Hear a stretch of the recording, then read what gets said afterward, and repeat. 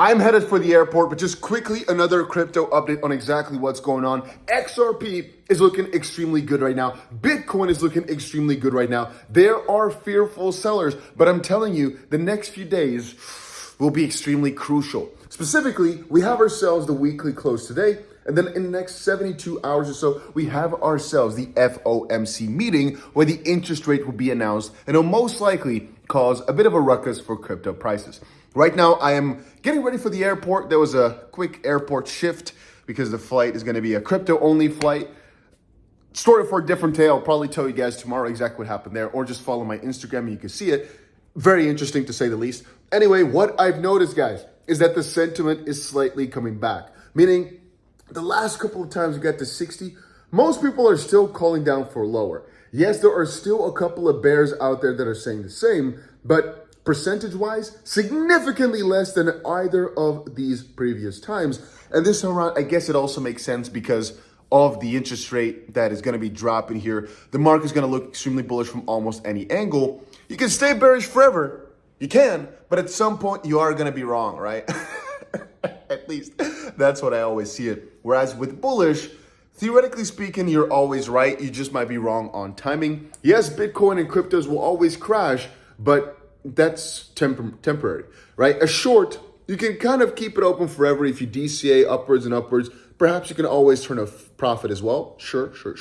But generally speaking, with a long, you're almost always quite safe because we know if we look over the next 10 years or whatever, we'll be up. Whereas with a short, yeah, that's perhaps not the best thing to go for. Anyway, XRP right now facing resistance as we speak. We have the longer term triangle, right? And right now we are trying to break out, which is looking very, very juicy. Bitcoin also, as we speak, is going to change the pattern. This right now, though, like these few days, is where the president is all going to be set. This is by far the most important area to watch for the Bitcoin price.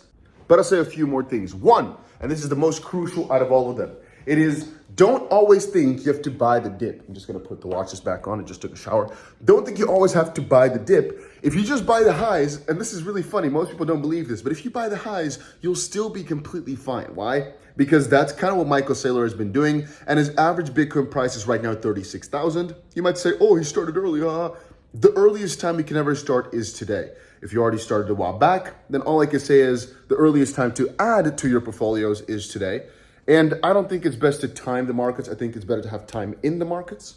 There we go. The watch is sort of on. There we go. And that's the game I always play and will always play from now forward. Q4, however, so the last 3 months of the year, are almost always quite bullish, but an additional thing has happened just now. A very large amount of people are shorting 60K, right? It's said now that the retail is shorting 60K, while the institutions, even though they sold off last week or perhaps the last weeks, they're buying back in with some pretty big inflows at the end of the week just now. But the funding rates are quite negative at $60,000 right now. And that basically means that many people have a short position open. And that basically means that to short, you right now have to pay money. To long, you're actually earning money. That is very often a really bullish thing. Why? Let's say you want to open a $100 million long.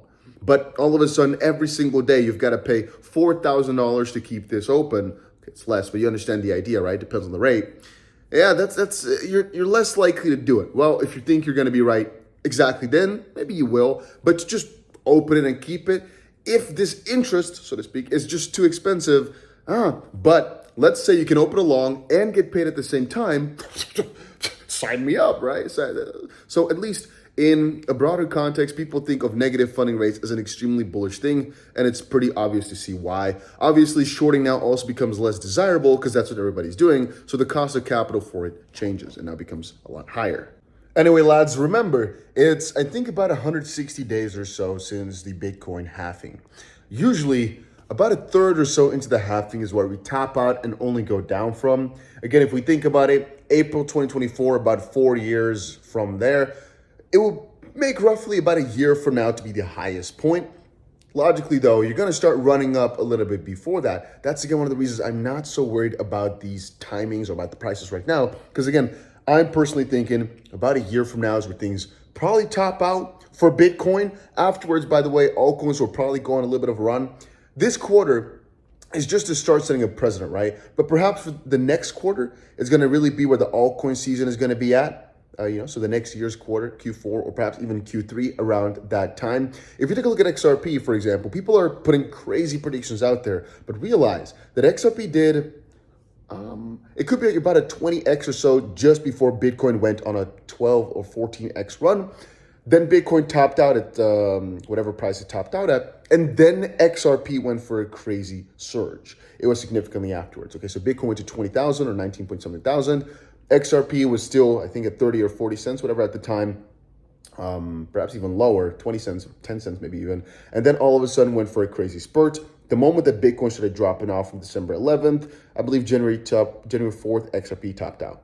Speaking a little bit strange here, point being, altcoins will probably start popping after Bitcoin does. So many people ask me in real life, which coins you bullish on? And I always tell them, man, I think the best thing to go for right now is Bitcoin and then shift it over in a few months. What you could do now, though, is basically buy value cheap coins. You're buying them because they'll probably do amazing over the run. So you can get yourself a 2-3x or so before the crazy run starts. The thing is, though, it's more risky. If Bitcoin gets another fall, altcoins will fall more. If you're risk averse, you don't like risk too much, you don't like to lose too much money, then Bitcoin at this time is less risky, less profitable.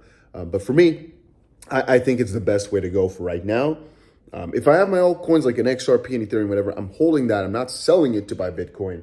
But soon enough, though, XRP, Ethereum, Solana, all these will become way better contenders. And right now, it seems the market is gearing up for it. And the sentiment's coming back. The excitement's coming back. The pre-sales ain't doing too well yet, but give it a few weeks, right? Then again, everybody, have your eyes on today's close. Plus or below $60,000, crucial. And second of all, 3 days from now, the FOMC meeting. That, ladies and gentlemen, will be key. And I hope to see you guys again over the next few days. But now I'm going to take a flight.